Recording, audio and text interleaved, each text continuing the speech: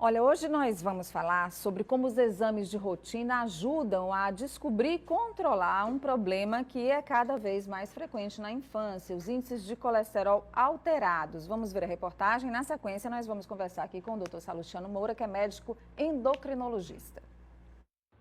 Segundo uma pesquisa feita em São Paulo com 100 crianças e adolescentes entre 5 e 17 anos, quase 90% desse público consome gordura em excesso, o que leva ao alto nível do LDL, o colesterol ruim, para 8% deles, e o nível abaixo do ideal do colesterol bom, o HDL, a 45%.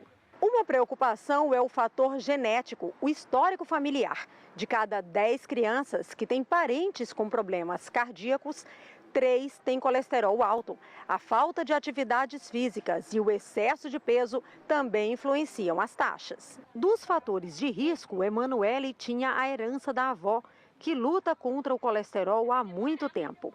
Os pais descobriram esse diagnóstico num exame de rotina, quando a menina tinha 2 anos. Quando eu descobri, eu chorei demais, porque eu pensei que era uma coisa bem grave. Aí eu chorei demais para minha cunhada, mas aí levei ela no médico, o pediatra dela, ele disse que não é cor do outro mundo, é normal.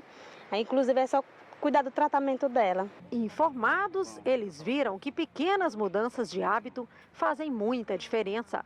A transformação começou no cardápio. Ela gostava muito de mingau, nissim, porque ela gostava mais, que era primordial para ela. Não abria exceção sobre isso aí, não.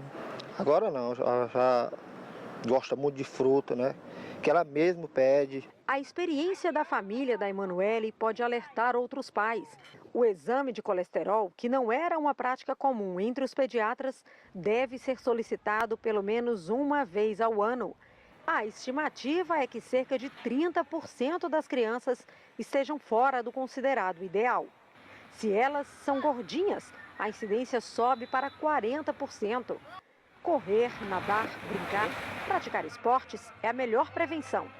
Aliada a uma dieta rica em frutas e verduras e sem frituras e guloseimas, oferece uma vida mais saudável, que deve manter longe as placas de gordura que já podem estar se acumulando nos coraçõezinhos. Em estado de alerta agora, os pais evitam problemas no futuro. É muito importante, porque é a primeira fase da criança, né?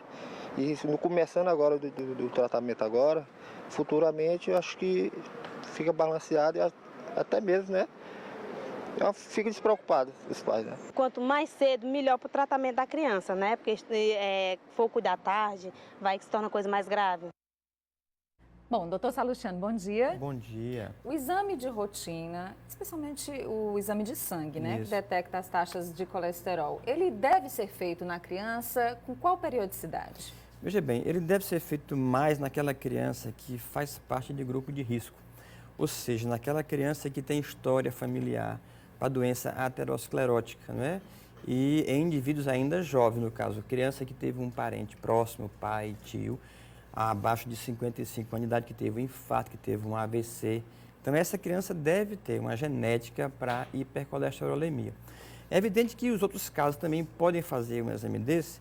E se eu tenho uma criança que tem um peso normal, que tem uma dieta equilibrada e faz um exame que mostra que está com colesterol normal, não precisa fazer isso com muita frequência, porque ele deverá permanecer normal por muito tempo. Agora, se tiver alterado? Se alterado, tem que tomar providência com relação ao tratamento desse problema. Porque o colesterol, para nós, ele é necessário. Ele é útil para produzir vitamina D, por exemplo, para os hormônios sexuais, para as células, para lembrar, ele é importante. Ele não é um vilão. A gente não pode ter ele em excesso, né? Quando eu tenho ele em excesso, eu tenho que tratar.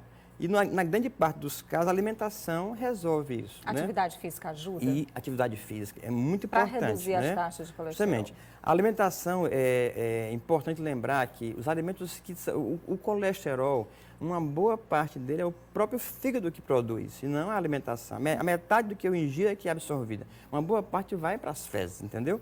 Então, quando eu tenho um colesterol alto, o que eu posso fazer na alimentação é tirar os alimentos que têm colesterol e que têm ácidos graxos, que são um tipo de gordura que o organismo usa para fazer colesterol com ácido graxo. Por exemplo, os alimentos muito industrializados, salgadinhos de pacote. A criança adora esse salgadinho de pacote, achocolatado em caixinha. e outros alimentos industrializados que contêm muito sódio, muita gordura. Tirar esses alimentos ajuda? Ajuda sim, porque a gordura animal é a que é mais ruim para o colesterol, né? São das carnes, as vísceras são muito ruins, né? Pele de galinha, leite gordo, derivado de leite, né? Queijo, manteiga. Então deve-se evitar isso aí, preferir mais a gordura animal, a gordura vegetal, né? Os óleos vegetais. É importante lembrar também que nos casos mais severos dispõe de medicamento. Na criança, uma boa parte dos casos se resolve com dieta.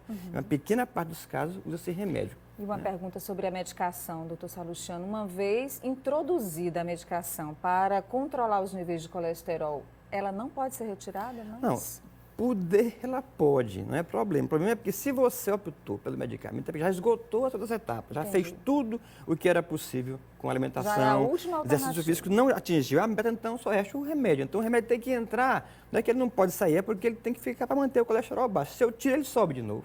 Uma pergunta aqui de um telespectador: uma criança que tem colesterol alto corre o risco de ter um ataque cardíaco ou tem alguma relação com diabetes? Não, com diabetes a associação é muito pequena. Quem tem colesterol alto, né, e tem história familiar e ele é muito elevado, corre o risco de ter, na juventude, ainda até os 30 anos de idade, um ataque cardíaco. Na criança é muito raro isso daí. A aterosclerose é uma doença que acomete a população por inteiro. Desde a infância, começa a se depositar na parede dos vasos, das nossas artérias, gordura dentro da parede. Isso aqui é esse fenômeno. Isso vai como se fosse estreitando a luz daquele vaso, né? E vai evoluindo com o tempo. É uma doença inflamatória, né? Quando um trombo desse fere e solta um pedacinho, ele vai migrando pela corrente sanguínea até encontrar um vaso mais estreito e obstruir. Aí não passa mais sangue naquele local. Quando é no coração, é infarto. Quando é no cérebro, é o derrame. Então, a gente procura com o colesterol baixo evitar isso daí. Então, como é efeito cumulativo, quanto antes se identificar e tratar, melhor no futuro que você vai ter aí uma fase adulta mais tranquila, com menos riscos. Muito obrigada, doutor Salustiano, pelas informações, tirando as nossas dúvidas hoje aí, as minhas, as suas aí em casa. E daqui a pouco você pode rever esse vídeo na página do Notícia da Manhã no cidadeverde.com. Bom dia para o senhor. Muito obrigada. Bom dia.